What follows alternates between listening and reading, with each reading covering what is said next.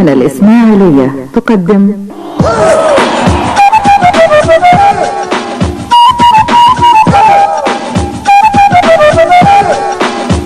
في سهرنا أجمل فضفضة وأجمل نغم عالسمسمية، وآراء كتير متجددة ومعلومة رايحة وجايزة جاية.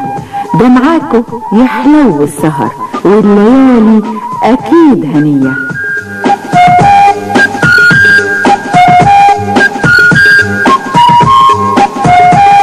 معاكو يحلو السهر، قضايا وآراء الاثنين من كل أسبوع 11 مساء على الهواء، مع قضايا وآراء، موضوعات متنوعة، آراء متجددة، مناقشات ممتعة. شارك معنا في قضايا وآراء، أنت صاحب الحدث.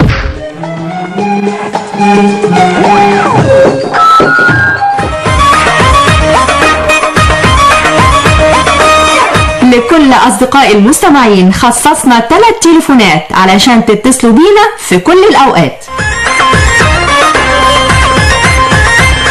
نقول الأرقام: 3 36 39 41،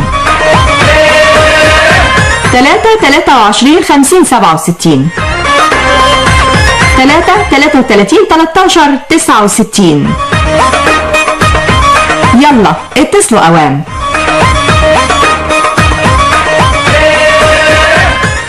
أصدقائي وصديقاتي، أسعد الله أوقاتكم ومساءكم ودائما بكل خير. كل عام وحضراتكم بخير بمناسبة العام الجديد عام 2014. كل عام والإخوة المسيحيين في مصر والعالم كله بخير بمناسبة عيد الميلاد المجيد. سنة سعيدة إن شاء الله، وسنة يعمها الفرحة والأمل والتفاؤل والاستقرار والأمن ويغلفها الحب. كل حب وانت طيب يا راجل يا طيب، كل حب وانت طيب يا راجل يا طيب، ياللي عمري معاك كان أحلى من الشهد المدوب يا راجل يا طيب. أصدقائي وصديقاتي، نحن معكم على مدى ما يقرب من ساعة من الزمان حتى منتصف الليل. حلوة اللمة حلوة اللمة حلوة حلوة حلوة حلوة اللمة حلوة اللمة حلوة حلوة حلوة. اللمسات الفنية على هندسة الهواء للزميل سعيد المطري. لما دي حاجة تفرح جمع قلوب وتلاقي ايادي. من غرفة مراقبة الهواء الزميل عبد الله عليوة. حلوة اللمة دي حاجة تفرح جمع قلوب وتلاقي ايادي. ومن أسرة المذيعين علي عبد الله. غني معايا غني، قولوا ويايا غني غني معايا. وبما أننا أصدقائي وصديقاتي في بدايات عام جديد، وبما أننا نحتفي مع الأخوة المسيحيين بعيدهم عيد الميلاد المجيد، كان لابد لنا أن نخرج من الصبغة السياسية إلى صبغة بها المحبة والمودة والحب.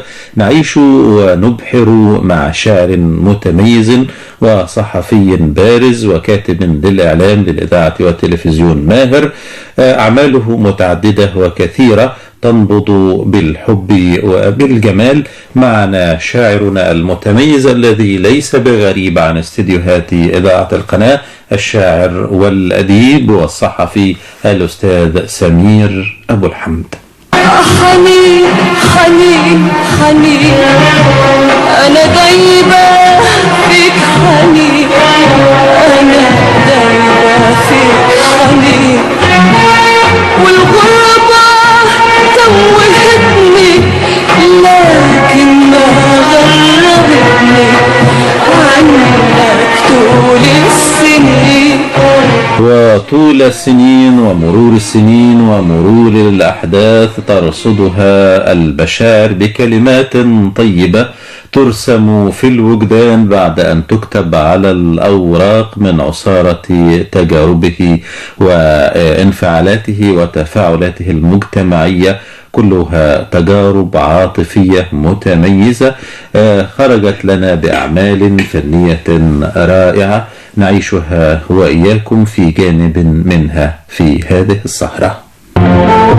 خصمك قلبنا مرضاش أمور يا قمر أمرك ماشي خصمك قلبنا مرضاش أمور يا قمر أمرك ماشي لا أنا ليا عندي منك ولا عندي أغلى منك لا أنا ليا عندي منك ولا عندي أغلى منك لولا انت الدنيا ما تحلاش أمور يا قمر.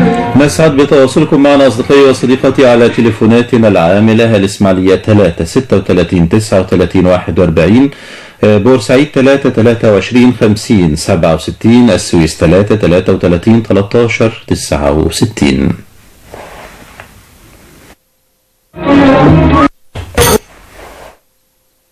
ويا دلع يا دلع دلع بالحلوين طلع يا دلع يا دلع دلع بالحلوين طلع روحي حبت روحك وقلبي فيك تولع روحي حبت روحك وقلبي فيك تولع قلبي فيك تولع يا اسمحوا لنا أصدقائي وصديقاتي أن نرحب بضيفنا وضيفكم الأستاذ سمير أبو الحمد الشاعر والأديب والصحفي. كل سنة وأنت طيب ومستمعينا بخير، شاعرنا الجميل وأديبنا المتميز والصحفي البارع الأستاذ سمير أبو الحمد، أهلا بك. كل سنة وأنت طيب. كل فين تسلي أنت أسعد البشر يا أستاذ علي. أنت أمطرتني مشاعرا بأمانة دفأتني بها في برد الشتاء القاسي يعني، ودائما أنت يعني ترسم لي صورة ربما أعجز أنا عن وصفها، فأنا أشكرك من أعماقي وأسألك ماذا أبقيت لي من كلمات كي أقول على الهواء بعد كل الكلام الحلو الذي قلته فيه وقلته عني. يعني أنا أشكرك شكرا كثيرا. تستحق أكثر من ذلك. خلينا يعني نتكلم بقى ونتحدث، وإحنا النهاردة أولا بنحتفي مع الإخوة الأقباط بعيد الميلاد المجيد، كل سنة هم طيبين، ونحتفي أيضا بقدوم سنة جديدة. يعني سمير أبو الحمد بعد مرور عام 2013 الكثير تكلم عن هذه السنة، ولأن هذه السنة كانت بمثابة كابوس تمر به البلاد. بحسك الشعري والأدبي والفني كيف تحسست العام، كيف عشت العام الماضي وتتحسس العام القادم اللي أصبح يعني إحنا في بداياته النهاردة 6 منه؟ اسمح لي أن يعني أهنئ كل الأقباط في شتى ربوع مصر والوطن العربي بعيد الميلاد المجيد، وأتمنى لهم أن يعيشون دائما في حضن مصر، في حضن الأمان، لا فرقة بيننا. يعني نحن عشنا في هذا الوطن لم يكن هناك فرقة ما بين مسلم ومسيحي. صحيح. دائما نحن نسيج واحد وكيان واحد، ولن نتفرق ولن نختلف في يوم من الأيام. ربما نختلف في الآراء ولكن لن نختلف في الأشياء الأهم، أننا نعيش على أرض مصر. تلك الأرض التي تجمعنا ونعيش في حضنها في أمان. يعني العام المنقضي الذي ولى بلا رجعة حتى تقوم الساعة كان ملونا بالحزن، بالرعب، بالألم، بالعتمة. كانت كل أشباح الدمار التي ربما لم ترها مصر من قبل على مر الزمان كانت تعسكر في دروب الوطن في ذلك العام المنقضي. ربما تكون كل الأبواب كانت موصدة أمام الفجر، وكان الفجر دائما على الأبواب. أنا أتمنى أن تفتح هذه الأبواب بعدما تهزم كل أشباح العتمة في دروب مصر، ونحضن جميعا ذلك الفجر الباني، الفجر المعطاء، الفجر الرخاء، الفجر العمار. أنا أتمنى في العام الذي طرق الأبواب منذ 6 أيام أو 6 أيام أتمنى أن يأتي عاما يحمل البشارة بالتفاؤل وبالعمار وبالرخاء على كل ربوع مصر والوطن العربي والعالم أجمع، لأن دائما أقول إذا اهتزت مصر اهتز العالم. صحيح. إذا قامت قيامة مصر قامت قيامة الدنيا. مصر هي التي تحرك، مصر هي مركز الكون، مصر هي ست الدنيا، ومصر هي التي علمت الدنيا الحضارة وعلمت وتناقل عنها كل البشر العلم الحقيقي. يعني كل البشر وكل الأمم تتعكز على مصر. فعلى من تتعكز مصر الآن؟ إذا كان العالم كله يعني يتعكز على مصر، ومصر تنوح، مصر تنزف في الطرقات، وللأسف أن هذا النزيف لا يتم إلا بيد أبناء مصر الذين لا يفهمون ماذا تعني كلمة وطن. صحيح. للأسف الشديد. صحيح. فأنا أنظر إلى العام القادم بنظر أكثر تفاؤل. إن شاء الله يكون عام خير ورخاء ونماء.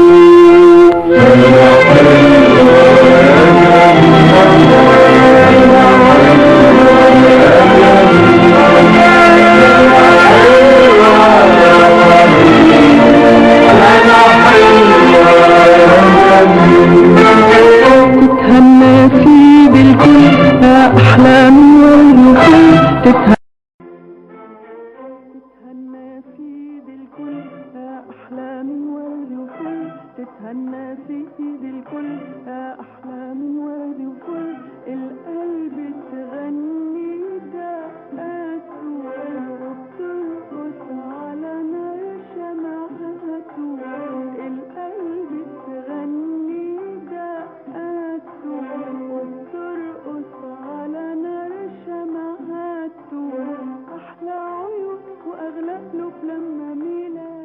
طبعا بمناسبة العام الجديد سمير أبو الحمد يعني كتب قصيدة جديدة يمكن أخذت طابع يختلف عن القصائد التي كتبها من قبل، يقول أنه في كل عام جديد لابد أن يكون هناك شكل جديد للكلمة فيها نوع من التشويق وفيها نوع من جذب الاستماع أكثر، ويعني توصيل الرسالة بشكل جديد فيه إبداع. مش نطيل على السادة المستمعين، عايزين نعرف كتبت إيه بقى في القصيدة الجديدة. ربما تكون لهذه القصيدة موقف يعني هي قصيدة الموقف. يعني أنت تريد أن تقول لأحد تحبه كثيرا، يعني أحد يسكنك، ها أنا ذا فلا تراوغني وتبتعد يعني لأنك مهما ابتعدت أنا سأظل أنا الساكن، سأظل أنا السابح، سأظل أنا يعني الذي يعربد في الشرايين وفي الأوردة. ولكن ألقيتها حتى لا أتهم بالنرجسية وبالغرور، لأن القصيدة ربما من يسمعها يلقيني بتهمة النرجسية ولست كذلك. يعني أنا أبعد ما أكون عن يعني لأني أكثر البشر إيمانا بالآية القرآنية ولا تمشي في الأرض مرحا فإنك لن تخرق الأرض ولن تبلغ الجبال. صدق الله العظيم. قصيدتي اسمها كفاك خجلا يا ولد. أمي تقول بأنني ما كنت شرسا كالصغار، ما كنت عفريتا يناور يزرع الدنيا صخب ويختفي خلف الجدار، ما كنت تلميذا غبي يشتكي منه المعلم، ما كنت أكذب في الحوار. وتقول أني لا زلت مخلوقا عجيبا في الحياء وفي الهدوء وفي البساطة باختصار. وتقول أني مذ أتيت إلى الحياة وفي عيوني تعيش مصر وفي فؤادي نبضها والبعد موت وانتحار. وتقول فخرا أنني ابن البراءة تصطفيني الشمس يعشقني النهار. دوما تؤكد أنني أبتاع أحزان البشر وأدفع الثمن ابتساما أبدر الدنيا خضار.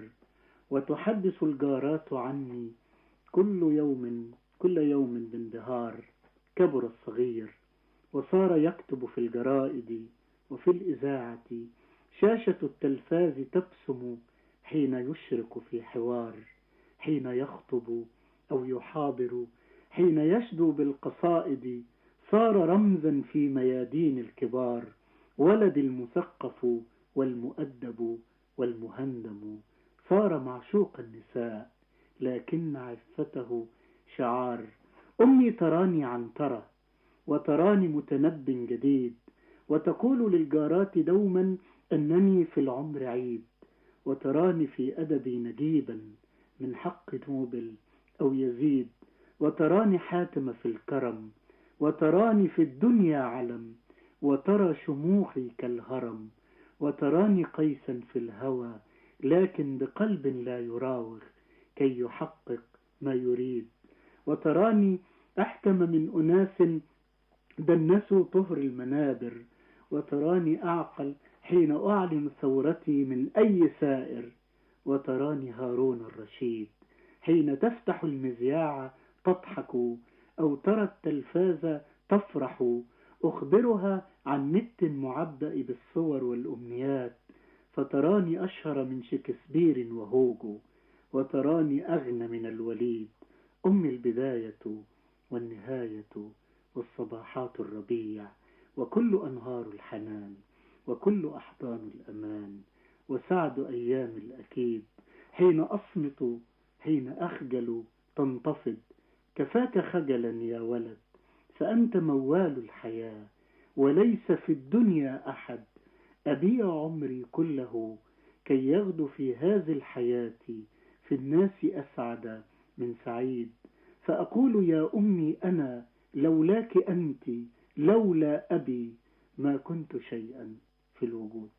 الله الله. غطيت حكاية وبعيونك تملاني وشفت الأمان، جايب لي سلام عصفور الجمال، جايب لي سلام من عند حنان. شو قال لي هتباني المحبوب، ما بدي كتطلي بعتيله مكتوب. شو قال لي عتباني المحبوب، ما بدي كتطلي بعتيله مكتوب. وديله شي ورقة عليها كتيب زرقاء، وديله شي ورقة عليها كتيب زرقاء، ومرقي المرقة مطرح ما تساقي. جايب لي سلام عصفور الجمال، جايب لي سلام من عند حنان. كل ليلة عشيقي قنديلك ضويني أو تضوي. يعني بعد هذه القصيدة المعبرة بكلام أمه عنه، يعني ما أروع من ذلك. شاعرنا سمير أبو الحمد يمكن معنا أولى المكالمات. ألو. السلام عليكم. عليكم السلام ورحمة الله. ازيك يا أستاذ علي؟ أهلا بيك يا فندم. معاك سيد إبراهيم من بورسعيد. أهلا بيك يا أستاذ سيد. والله احنا سعداء بإثبات الحب الأستاذ علي وسعيد المطر والشعر الرومانسي الجميل الأستاذ سمير أبو الحمد. أشكرك يا أستاذ سيد. أهلا يا أستاذ أشكرك. سيد. والله أتمنى في السنة الجديدة 2014 تعم السلام ونحب بعض. يا رب. مصر تقف على رجلها. شوف حل الموضوع سد النهضة ده، لأن زعلت لما علمت إن المفاوضات هتبيع إلى طريق مسدود. نتمنى كده المجتمع الدولي يتكاتف كده ويضغط على إن مسألة حياة أو موت. أتمنى في العام الجديد كلمات الأستاذ سمير أبو الحمد. نعم. تعانق مع ألحان الملحن الأستاذ محمد. وهو سأل من عمر بطيطة أو عبد الرحمن الأبدي. نعم. يعني كده يا أستاذ سمير كده تدفع الأستاذ محمد بطيطة. لأن كلمة سمير مع الأستاذ محمد سلطان جميل أكيد أغنية كده مش تمام. نتمنى بقى حنين نكملها مع طلعت الصوت بيقطع عندك يا أستاذ سيد إبراهيم، الصوت بيقطع. يعني معلش احنا احنا سمعنا الجزء الاول من المكالمه، يا ريت تحاول معنا مره ثانيه لان الصوت بدا يقطع. غير مكانك. معنا مكالمه ثانيه. الو. الو السلام عليكم. عليكم السلام ورحمه الله. تحياتي ليك يا استاذ علي، وكل عام وانت بخير وبصحه وسعاده. حضرتك بخير يا فندم. طبعا الاستاذ سمير ابو الحمد انت حضرتك ما اديتلوش يعني المقدار اللي هو يستاهله، بل هو يستاهل اكتر بكثير. اشكرك يا فندم، اشكرك. تحياتي ليك يا استاذ سمير. تسلمي يا فندم. وانت بخير وبصحه وسعاده. وحضرتك والاسره الكريمه بخير يا رب. ميرسي خالص. تسلمي يا فندم. انت عارف ان انا من اشد المعجبين بحضرتك وبالالقاء والشعر الجميل بتاعك. شرف كبير ليا طبعا يعني. طبعا الاستاذ علي لعلمك برضه شاعر جميل. ابدا والله اكيد بس لست ادري لماذا يتنحى جانبا يعني عندما يكون معي يعني حرمنا ليه من شعره والالقاء بتاعه؟ احنا كنا متعودين ان احنا نحب نسمع له كده، مش عارفه بقى يمكن اللي بيتجوزوا بيتغيروا. ابدا احنا لا بالعكس سمير لانه الراجل هو اروع مننا في كتابه الشعر. بس برضه يا استاذ علي برضه احنا متعودين على حضرتك برضه لما بيكونش معانا الاستاذ سمير، حضرتك برضه الشعر الجميل والالقاء كده الجميل، ما شاء الله عليك، الله اكبر. انا هستفزه ما تقلقيش. لا احنا هنستفزك انت بقى الليله. تسلمي يا فندم. احنا عايزين نسمعك بقى، احنا هنخليه له هو وقت ما نكونش معانا النجم الجميل تمام. والقلب الكبير والانسان الشاعر الحنون. برضه مش هديك برضه يعني المقدار اللي انت تستاهله والله يا استاذ سمير. كتير عليا والله يا زلمه. لا ده انت كتير قوي، ولعلمك احنا بنعزك جدا وبنستنى يمكن اليوم اللي انت بتيجي حضرتك فيه كأنه عندنا عيد، ما انت برضه جاي ليلة العيد. وانا والله صح ليلة العيد والله فعلا. ربنا يبارك. اشكرك يا فندم، اسعدني والله كلامك الاجمل من جميل يعني. شكرا. كل سنه وحضرتك طيبه. كل سنه وحضرتك طيبه. كل سنه وانتم طيبين. تسلمي يا فندم. تسلمي. انا عايزه بقى اسمع المزيد من حضرتك. عينيا حاضر يا فندم. تسلم يا حبيبي. تسلمي. مع السلامه. سلام عليكم. سلام يا فندم. معنا مكالمه اخرى. الو. ايوه. السلام عليكم. عليكم السلام ورحمه الله وبركاته. ازيك يا استاذ علي؟ اهلا وسهلا. اهلا بيك، مع حضرتك محمد امين عيسوي. اهلا استاذ محمد، اهلا بسعادتك. اهلا بيك يا استاذ علي، كل سنه وانتم طيبين جميعا. سعادتك بخير يا رب. بمناسبه العام الميلادي الجديد وبمناسبه مولد النبي. نعم. وانا بحيي ضيف البرنامج الاديب الالمعي والكاتب اللوزعي سمير ابو الحمد. اشكرك يا استاذ محمد اصيل. الله يخليك يا استاذ سمير. تسلم لي يا رب. شكرا يا استاذ محمد. شكرا. كان يعني حضرتك انا برضو صحفي زي يعني احنا ولاد كار واحد. لا انت استاذي. لا يا فندم العفو. انا كنت احبو في الطرقات يعني وربما يعني لم اكن يعني قد خرجت من بيتي وانا احبو، وانت كنت علما كبيرا في هذا المجال يعني. الله يخليك يا استاذ سمير. نحن نتعلم منك والله انا يعني رغم الصداقه القديمه بينا، لكن برضو انا عايز اقول لحضرتك يا استاذ سمير ان انا نشأت في اسره فنيه. يعني انا كان خالي بيشتغل في السينما. تمام. كان بيبيع سجاير.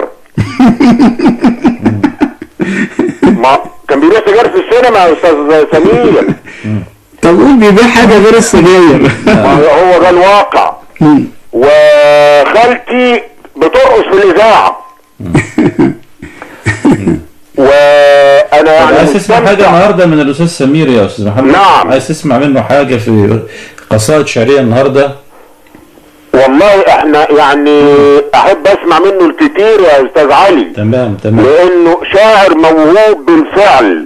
تمام. مش متشاعر، لا شاعر فعلا، شاعر موهوب. اشكرك يا استاذ. وكل اللي بيقوله جميل قوي يا استاذ علي. تمام. يبقى نسمع منه حاجه دلوقتي. شاكرين. وانا متابعكم ومستمتع بالحلقه دي يا استاذ علي. شاكرين ليك يا استاذ محمد. مع الف سلامه. تسلم يا استاذ محمد. تسلم. اذا يعني بناء على رغبه المستمعين عايزين نسمع بقى حاجه كده من القصائد المحركه للوجدان والمشاعر في ليله عيد الميلاد وفي العام الجديد. حبنا واقف ثبات. أنا عشت ثابت في الحياة، دايما محدد لي اتجاه، فين يمين وفين شمال، ولا يوم وقفت في عمري للخوف انتباه.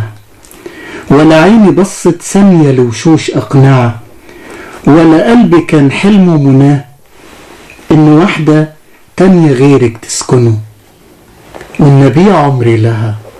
صدقيني وربنا الحي فولاه، أنا مش مراوغ ولا صياد للمشاعر، أنا بس كل القصة شاعر، واصطادني حبك من زمان والتقيتك طوق نجاة، يعني محمي من الغرق في جميع بحور الدنيا، مسموح لي إن أغرق في بحر حبك من بداية عمري كل المنتهى.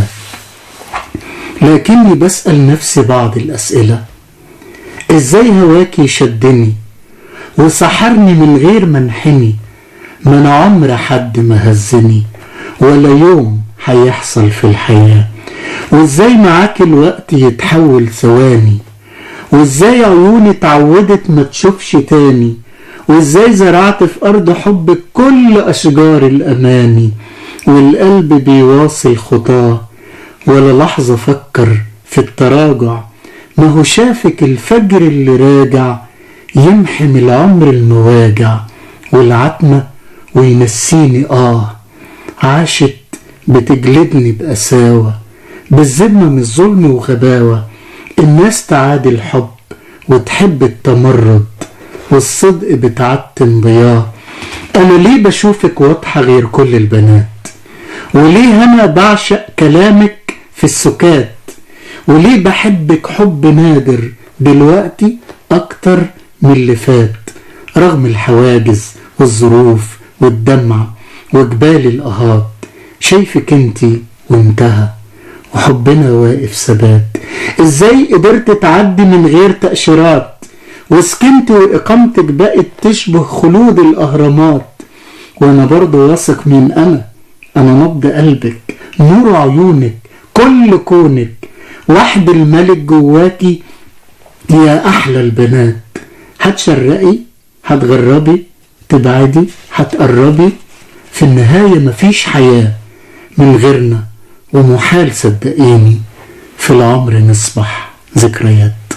قالت لي بريدك يا ولد عمي، كعدوق العسل سايل على فمي، على مهلك علي ما بحمل الضمي، على مهلك علي بنحيت ابوي وامي.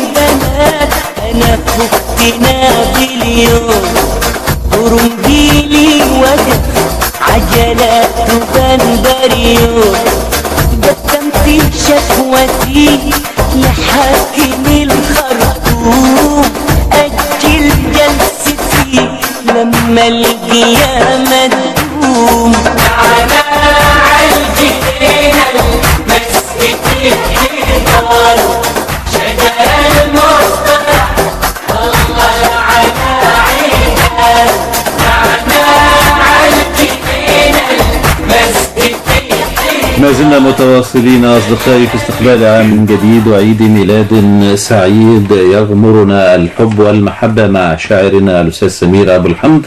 نتلقى مكالماتكم على تليفوناتنا: الإسماعيلية 3 36 39 41، بورسعيد 3 23 50 67، السويس 3 33 13 69. ومعنا مكالمة. ألو. أيوة.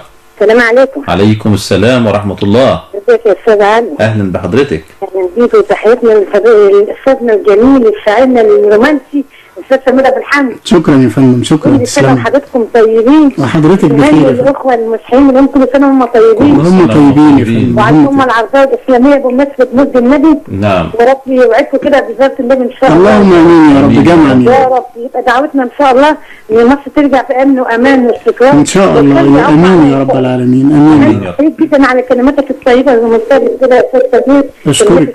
اشكرك يا فندم. شكرا. شكرا يا فندم. تسلم يا فندم. شكرا يا فندم. شكرا لحضرتك. معانا مكالمة تانية. الو. السلام عليكم. عليكم السلام ورحمة الله. تحية لحبيبي الاعلامي الجميل استاذ علي عبد الله. اهلا بيك فندم. تحية حب واعزاز لاعز الاحباب الاديب المؤدب سمير ابو الحمد. اشكرك يا فندم. اشكرك. وحضرتك كمال طاهر من السويس يا فندم. استاذ كمال الاصيل. الله يخليك يا حبيبي. الرجل الاصيل. ان شاء الله بكره يبقى احلى واحلى ان شاء الله. كلامك الجميل واحلى واحلى بذوق استاذ علي عبد الله. اكيد.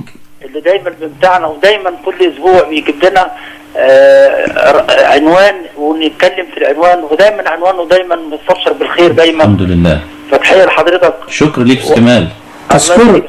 اشكرك. ومصر جميلة طول ما فيها امثالك يا استاذ كمال. والله اشكرك يا فندم. وان شاء الله بقول لحضرتك السنة الماضية كانت كبيسة والفرحة فيها كانت حبيسة.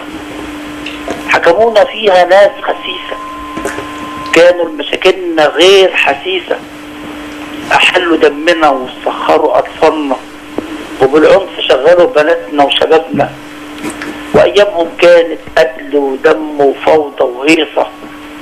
السنة الماضية كانت كبيسة والفرحة فيها كانت حديثة. تعالى يا ابن بلدي وهات ايدك نبني سوا مصر الحديثة، ونصلي في الجامع ونزرع وردة جوه الكنيسة، ونرسم فرحة لمصر المحروسة. والسنة الماضية كانت كبيسة والفرحة فيها كانت حبيسة. وبشكر حضرتك. الله يفتح عليك. جميل. شكرا. تسلم تسلم يا استاذ كمال. مصر تحيا رجالتها عينيها صاحية. تحيا مصر. مصر تحيا رجالتها عينيها صاحية. عالحدود جنود وسود في كل شبر وكل ناحية. يوم السنة كتبت السور شهد التاريخ يومها عبوري. كتبت السور شهد التاريخ يومها عبوري. واللي بينا وكانوا منا ضحوا يومها لأجلنا. مصر تحيا رجالتها عينيها صاحية.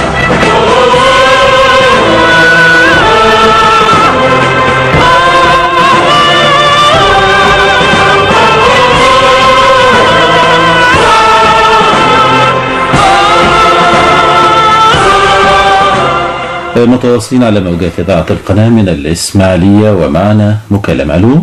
الو. أيوة. مساء الخير. مساء النور يا فندم. معك مسعد محمد من الإسماعيلية. أهلا بيك يا أستاذ مسعد. الله يخليك يا باشا. اتفضل يا فندم. كل سنة وأنت طيب والإخوة المسيحيين بخير، والأستاذ سمير أبو الحمد اللي منورنا. تسلم تسلم. ده صوت الفنان مسعد القص. ده الفنان الجميل مسعد القص. ربنا يبارك فيك يا أستاذ سمير. الرجل الذي أضحك يعني الملايين بامتداد الوطن العربي. الله يخليك يا باشا. أنت كلامك جميل ومنور الإذاعة. أنت والأستاذ علي منورنا. ربنا يخليك يا فندم. أنت أجمل. وكل سنة وحضراتكم طيبين والإخوة المسيحيين بخير، وإن شاء الله سنة سعيدة إن شاء الله بإذن الله. كل سنة وأنت متألق. 2014 وقمر 14 وكل حاجة فيها 14 بتبقى حلوة. طب استنى بس، انت هتاخدنا يعني لما يكون مسعد القص معانا على الهوا. الرجل الذي اضحك الملايين يعني حتى في اوروبا. الله يخليك. كيف لا يضحك الناس على الهواء؟ بس لو سمحت وطي الراديو شوية عشان اتفضل. احنا اللي نوطي. لا احنا هدي نكتة في حد ذاتها يا مسعد والله. على فكرة الاستاذ علي بيقول لي لازم يقول نكتة على الهواء. نكت يعني احنا دلوقتي شغالين بقى في الارهاب والكلام دوت. واخد بالك؟ سلام قول من رب الرحيم. سلام قول من رب. ربنا يجعل كلامنا خفيف عليهم. الارهاب ولا ايه؟ واحد ارهابي بيعلم ابنه في ابتدائي سقطه في رابعه. نسمع حاجه ثانيه. جميل جميل. واحد ارهابي قريب قوي قالوا له روح فجر نفسك في المهندسين. قال لهم طالما الحته راقيه انا عاوز حزام ناسف جلد طبيعي. حلو. تمام. اضحكت انا والله يعني. ماشي يا استاذ مسعد، نسمع حاجه ثانيه. احنا مش عايزين نحرق الشغل كله. لا خلاص. طب نسمع واحده كمان. طيب ربنا يبارك فيك يا رب. واحد ارهابي طلع يخطف سياره بدل ما يخش على الكابينه بتاعت الكابتن، ربنا عماه وراح داخل على الحمام التواليت، لقى واحد قاعد راح مطلع القنبله من ايده وقال له نزلها في قبرص. مسعد القص، يعني كل سنه وانت طيب، ويعني ان شاء الله كده دايما في صحه موفوره وسعاده يا رب. اسعدتنا والله على الهوا يا مسعد والله. ربنا يبارك فيك يا استاذ سمير، وانت الشعر بتاعك جميل يعني شويه كده وشويه نسمع منك برضه عادي يعني. تسلم يا حبيبي تسلم. ربنا يبارك فيك واشكر كل الاسماعيلاويه اللي اطمنوا عليا وانا كنت تعبان. اشكرهم لي كده على كل الاسماعيليه وكل رجال الاعمال وكل المحبين. وطمنهم ان انت دلوقتي الحمد لله. الحمد لله. الحمد لله. اللي بيسمعونا انا بحييهم، وكل الناس اللي حيوني انا بحييهم وبشكرهم من اذاعتكم. واحنا بنشكر الجميع وبنشكرك الفنان الجميل مسعد القص. شفاك الله وعافاك يا رب. ربنا يبارك فيك يا رب. اشكرك فندم اشكرك. صحيح المعجبين كتير والخطاب كتير، بس خلاص انا قلبي اتقفل. احنا كمان من اهلك ناس ان احنا بلديات، كل الناس الغالية قرايب، كل الناس الحلوة اخوات. طريقك فين يروحوا لي؟ احنا كمان من اهلك ناس ان احنا بلديات، وانت قريب وانت بعيد، نتمنى لك حظ سعيد. وانت قريب وانت بعيد، نتمنى لك حظ سعيد. مهما تغيب دايما عالبال. انت يتنحى انت يتحال، انت يتنحى انت يتحال. حبيبي العين قلبك فين متداري، قريب وبعيد شوقي لك بيزيد، قريب وبعيد شوقي لك بيزيد، عندي لك مواعيد. كنت معايا مش داري فين طريقك فين. طريق سميرة والحمد هو العاطفة والمشاعر الجياشة، ولكن معنا تليفون قبل أن نستمع إلى قصيدة شعرية. معنا مكالمة. ألو. السلام عليكم. عليكم السلام ورحمة الله. ازيك يا فندم؟ أهلا بسعادتك. أهلا بك يا فندم. محمود منصور من السويس يا فندم. أهلا أستاذ محمود. أولا كل سنة وأنت طيب لحضرتك وللمستمعين وكل اخواننا اللي طبعا عيدهم النهارده، بنقول كل سنه وانتم طيبين وربنا يجعله عيد سعيد عليهم ان شاء الله. اللهم امين يا رب. وبمسي على الاستاذ سمير ابو الحمد وبقول له بنحمد ربنا اللي ربنا ادانا الفرصه نمسي عليك. وفي ناس كتير دلوقتي في العربيات وفي الشوارع نفسهم يطولوا انهم يمسوا عليك ويسلموا عليك، لان فعلا يعني انا بتهيألي يعني لو نزل برلمان ولا حاجه الناس بتكسب محافظه واحده، انت تكسب 3 مدن. يا حبيبي يا كتير كده يا استاذ محمود. نعم يا استاذ. كتير والله. اشكرك يا حبيبي والله كتير كده عليا. بصراحه يعني ناس كتير دلوقتي في العربيات ونفسهم يطولوا ويمسوا عليك ويكلموك على صحبه الورد الجميله وبالذات انت بتمتعنا بحاجات كتير وبنسمع حاجات جميله لحضرتك. اشكرك يا فندم. انا بناء عن ابناء السويس كلهم يعني سعيد النهارده وبشكرك وبشكر اذاعه القناه اللي فعلا بتجيب لنا الحبايب. اشكرك. ومعانا صديق الله يرحمه كان بيحب السمسميه رحمه الله عليه توفى النهارده. الله يرحمه. كان بيموت في اذاعه القناه، ودايما كان بيحب الاسماعيليه رحمه الله عليه، الاستاذ محمد مصطفى عنجو رحمه الله عليه. لا اله الا الله، اسكنه الله فسيح جناته. ده كان صديق للاذاعه، وفي كل برامجنا كان بيتصل. اخر مره كان يوم الاحد مع الاستاذ احمد فاروق الذوق المحترم، قال له انا هحتفظ بمكالمتك دي يا حاج محمد. اسكنه الله فسيح جناته. احنا اسعد ناس النهارده يا استاذ سمير بحضرتك والله. اشكرك يا استاذ، اشكرك يا فندم، متشكرين يا استاذ محمد. دايما بتوصلنا بحبايبنا وفينا وبتربطنا ببعض اكتر. اشكرك يا فندم، واشكر كل شعب السويس العظيم الباسل لمدن القناه. اشكرك يا فندم، شكرا ليك، تحياتي لحضرتك ولكل شعب السويس الجميل. شكرا يا فندم، شكرا يا فندم. معنا مكالمه ثانيه استاذ سعيد. طيب احنا يعني متواصلين في هذه الفترة على هواء إذاعة القناة مع الشاعر سمير أبو الحمد. يمكن احنا في استقبال عام جديد واحتفاء مع الإخوة المسيحيين بعيد الميلاد المجيد. طبعا في الأعياد بتكون المشاعر يعني أكثر شفافية، وتكون فيها يعني قد تكون الأعياد مناسبات لبدايات مشاعر أكيد حب جديدة أو علاقات حب جديدة. عايزين نسمع قصيدة بقى يعني من القصائد التي تحرك المشاعر. والله قبل القصيدة يعني حضرتك يعني استدركتني إلى موقف يؤكد روعة العلاقة وذلك الجسر الرائع من التواصل بين يعني المسلمين والأقباط أو المسيحيين على مر العصور. صحيح. يعني كنا يعني مع بداية افتتاح إذاعة القناة يعني مع بداية الافتتاح، وربما يكون بعد البث التجريبي بأشهر قليلة يعني كنت في مدينة الأقصر يعني لحضور حفل زفاف أحد أقاربي.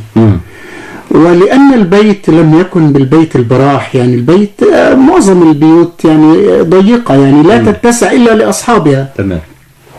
فتخيل هذا العدد الكبير، أنا وأسرتي بالكامل نذهب. طيب يعني أين سيبيت هذا العدد من الناس؟ أين سيتناول الطعام؟ أين من؟ فنكتشف أن الشقة التي أعطينا المفتاح لكي نجلس أو نبيت فيها أو نأكل فيها بعد أن دخلنا يعني فتح لنا الباب، دخلنا وجدنا مائدة الطعام مجهزة. لم نكن ندري يعني، ربما كنت أتخيل أن هذه شقة يعني لأحد أقاربي. ننظر على الحائط فنكتشف أن هذه الشقة لأحد الأقباط، رجلا كان رائعا بكل المقاييس. بكل المقاييس يعني احتفى بنا يعني احتفاء ربما لا يحتفي يعني أحد أقاربك بك مثل ما احتفى بنا. ذلك المشهد لا زلت أذكره ومحفورا كالنقش المقدس في ذاكرتي، يؤكد تلك العلاقة الرائعة. ومن الذي قام بواجب الضيافة هم. من الذي يعني أكرمنا هم يعني. فأنا تحية لكل الأقباط، ولي أصدقاء يعني كثير من الأقباط يعني. مسلم مسيحي يعني مصري، الدم جوه القلب مصري، نور الحضارة أصله مصري، هلع الدنيا بهاء. لا وألف لا لكل أعداء الحياة، مصر العظيمة المؤمنة منها مفتاح الحياة. لا وألف لا لكل أعداء الحياة، مصر العظيمة المؤمنة منها مفتاح الحياة. لكل أصدقاء المستمعين خصصنا 3 تليفونات علشان تتصلوا بينا في كل الأوقات. نقول الأرقام: 3 36 39 41، 3 23 50 67، 3 33 13 69. يلا اتصلوا اوام. معنا مكالمة تليفونية. الو. الو. ايوه. السلام عليكم. عليكم السلام ورحمة الله وبركاته. انا ماشي بالعربيه، يمكن الاخ اللي كان بيكلمك اولا انا معاك ايمن طبعا من السويس. اهلا بيك يا استاذ ايمن. وماشي وسمعت المكالمه اللي كانت دايره ما بينك وما بين الراجل بتاع السويس الجميل اللي كان بيكلمك، استاذ محمود منصور، والشاعر الجميل الضيف الجميل اللي موجود مع سيادتك استاذ سمير ابو الحمد. وانا مش مستشعر ان انا بسمع قناه اسماعيليه او قناه السويس او قناه بورسعيد او قناه القنال. لا انا حاسس ان احنا بنسمع اذاعه اقسم لك بالله دوليه. الحمد لله. الحمد لله. وانا اتمنى لكم كل التوفيق، وما ينسانيش برضو بالمناسبه ان انا اهنئ اخواتنا، يعني مش اخواتنا وبس، احنا بنهنئ مصر كلها. صحيح. النهارده عيد لمصر كلها، وبكره ان شاء الله برضو عيد لمصر. مسيحيين مسلمين اعباط مسلمين كلنا واحد، وربنا يا رب بحق جاه الكريم يكون العام ده هو عام الخير والسعاده والاستقرار على مصر. وتحيه للشعب الجميل والروح الجميله اللي انت معيشنا فيها واحنا ماشيين. اشكرك. اشكرك يا فندم. تعيش السويس، تعيش السويس، تعيش السويس، تعيش السويس شرارة يناير ويسلم ولادها. تعيش السويس. قضايا وآراء الاثنين من كل أسبوع 11 مساء على الهواء مع قضايا وآراء، موضوعات متنوعة، آراء متجددة، مناقشات ممتعة. شارك معنا في قضايا وآراء، أنت صاحب الحق. السويس بلد كل ساير ومصر بلدها. تعيش السويس، تعيش السويس شرارة يناير ويسلم ولادها. تعيش السويس، تعيش السويس بلد كل ساير ومصر بلدها. تعيش السويس. ايدك ايدك ايدك ايدك اوعى تشاور لي بايدك، جلس واحكيني مظبوط. تعصيبك نار بيفيدك ولا قلبي بيعشق بشروط. رح بتطيرني من ايدك وتموتني وتموت. نقزني ونرفزني يعني بدك ما تواخذني. نقزني ونرفزني يعني بدك ما تواخذني. هيدي العملي ما بيعملها الا الخوف. يعني اسماء كثيره واتصالات كثيره ومكالمات عده، يعني مش لاقيين فرصه ان نسمع قصائد من شاعرنا، لكن يهمنا ان احنا نسمع مستمعينا طبعا، لان دول هم كلهم حبايبنا اللي بنعيش معاهم الفرحه في هذه المناسبه الجميله. الو. السلام عليكم. عليكم السلام ورحمه الله وبركاته.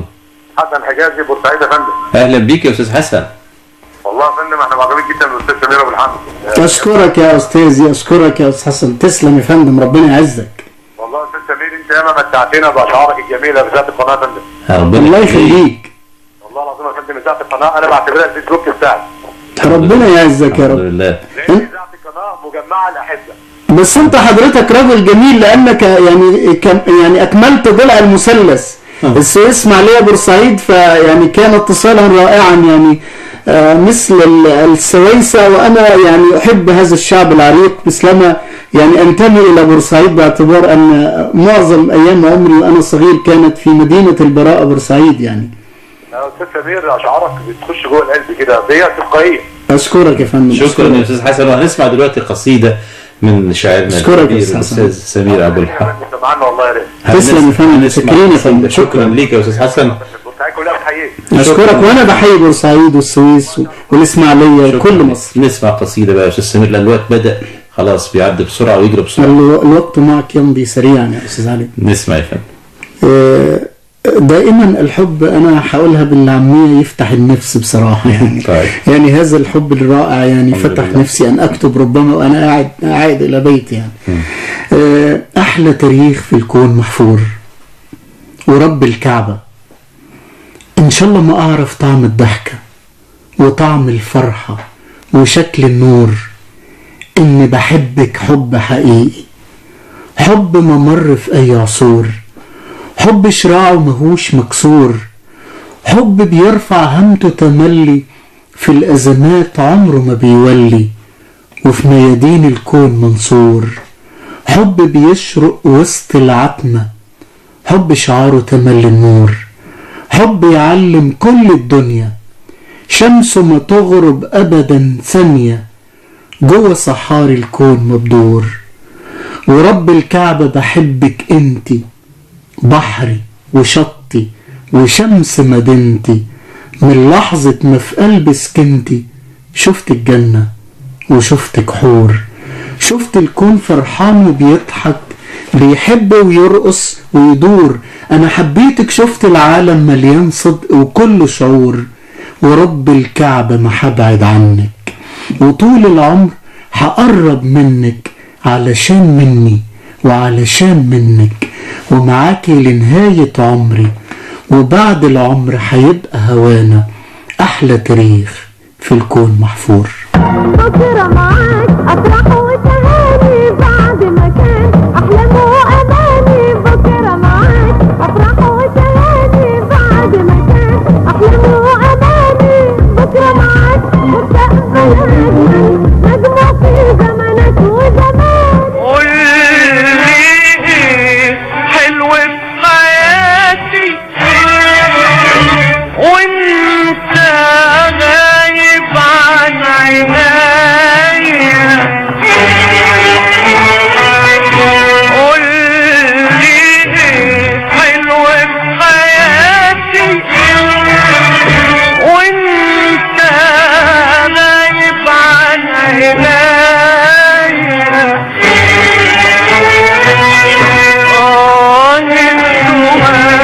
أنا في ميلادي والبعد طول عليا، طول عليا. قولي إيه حلو في حياتي وانت غايب. كلمات تدغدغ المشاعر، سواء كانت مكتوبة من سمير أبو الحمد أو كلمات تنساب على حنجرة كوكب الشرق أم كلثوم. معنا مكالمة. ألو. الو، السلام عليكم. عليكم السلام ورحمة الله. حضرتك يا استاذ علي. أهلا بيك يا فندم. كل سنه وحضرتك طيب. أهلا بيكي. مع حضرتك اسماء. أهلا بيكي أسماء. اهلا بحضرتك. بحيي الاستاذ سمير وبحيي حضرتك وبقول له كل سنه وانتم طيبين. انت طيبه يا استاذه اسماء. وبحيي بهني زمايلي المسيحيين بعدهم ان شاء الله يكون عيد سعيد علينا كلنا يا رب. لماذا الحزن في صوتك؟ لا ابدا مفيش. نعم. كل ثانية وحضرتك بصحة وسعادة وخير، وكل الناس في ربوع الوطن يا رب. يا رب يا رب. اشكرك يا فندم. شكرا. يا ريت لوالدي ذكرى ال40 ان شاء الله بكره ان شاء الله. رحمه الله. رحمه الله. مسكنه الفردوس الاعلى يا رب. اللهم امين. السلام عليكم. عليكم السلام ورحمة الله وبركاته. معنا مكالمة أخرى أصدقائي، يعني متواصلين والوقت يعني خلاص وشك على الانتهاء. يمكن دي آخر مكالمة يا ترى. ألو. الو. أيوة. السلام عليكم. عليكم السلام ورحمة الله وبركاته. تحية لحضرتك يا أستاذ علي وضيفك الكريم والهندسة الإذاعية. أهلا وسهلا. أهلا بحضرتك يا فندم. إبراهيم آدم معك يا فندم. أهلا أستاذ إبراهيم. ازيك يا أستاذنا الفاضل، كل سنة وسعادتك طيب. وحضرتك بخير يا فندم. أستاذ سمير منورنا وأسعدتنا. تسلم تسلم. يعني حضرتك بلبل كروان وكلامك يعني ربنا يزيدك من نعيم الله. الله يخليك يا فندم، ربنا يعزك يا أستاذ إبراهيم.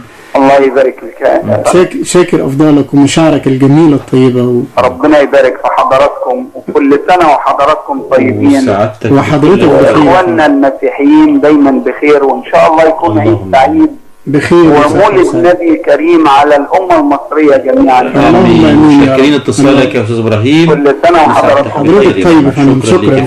شكرا سمير أبو الحمد، شاعرنا الجميل. عايزين ننهي بقصيدة جميلة لأنه خلاص. هو أنا دعني أغني يعني للوطن. غني للوطن. يعني أنا أحب وطني، وربما كل ما أكتبه لحبيبتي ألونه بحبي للوطن. يعني ليس شرطا أن تخاطب الحبيبة فقط يعني، ولكن ربما كل القصائد ألونها بحبي لهذا الوطن. أنا أجن بوطني يعني، أجن عشقا يعني. الفجر جاي باني رغم الوجع في الصوت، والفرحة جوه تابوت شرق الحياة من موت، والفجر جاي تاني بيلف كل البيوت، يطمس خيوط عنكبوت، الفجر جاي باني. يا وطني قدرك تعيش شامخ وما تنحنيش، ده الفرد منك بجيش، ونصرك ده عنواني، والفجر جاي باني. سيادة المواطن ابن مصر يا حر ابن حر، بعد التحية والسلام شايل لك رسالة. سيادة المواطن ببلغ سيادتك جنابك، سعادتك لازم تيجي لما مصر هتقول لك تعالى. يا ابن مصر يا حر ابن حر، يا حر بعد التحية والسلام شايل لك رسالة. المواطن ببلغ سيادتك جنابك، سعادتك لازم تيجي لما مصر هتقول لك. أصدقائي وصديقاتي، مضى الوقت سريعا مع الشاعر والأديب والصحفي المتميز والإعلامي المتميز سمير أبو الحمد. عشنا معه هذه الفترة المفتوحة من قضايا وآراء. قضيتنا اليوم هو الحب والمشاعر الجميلة في استقبال عام جديد وعيد ميلاد سعيد على الإخوة المسيحيين في مصر والعالم كله.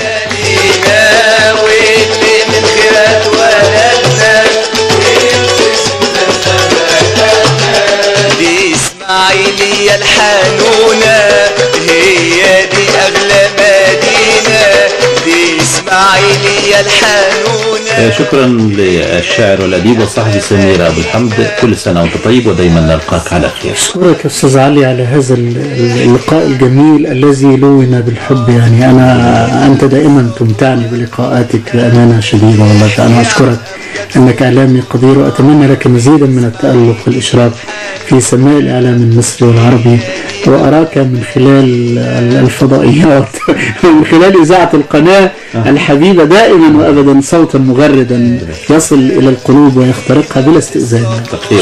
تحياتي لأخوي وحبيبي الباشمهندس سعيد المصري الذي أمتعنا هذه الأغاني الجميلة.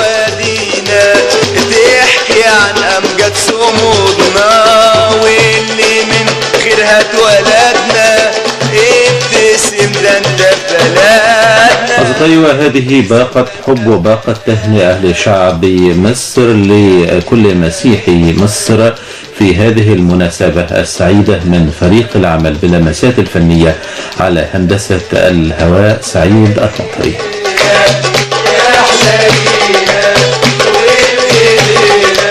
من غرفة مراقبة الهواء الزميل عبد الله عيوة.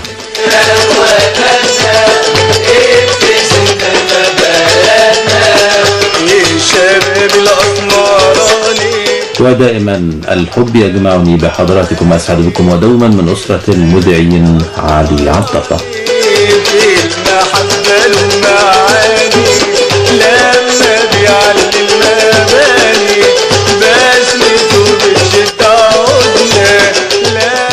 هنا إذاعة القناة من الإسماعيلية. قول لي حلو في حياتي.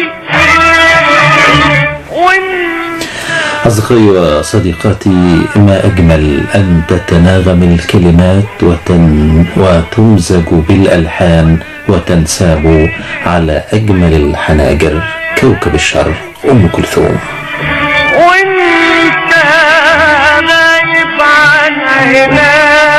في رائعة من أجمل روائعها نعيش على مدى ما يقرب من نصف الساعة على موجات إذاعة القناة في رائعة أقول لك إيه عن الشوق.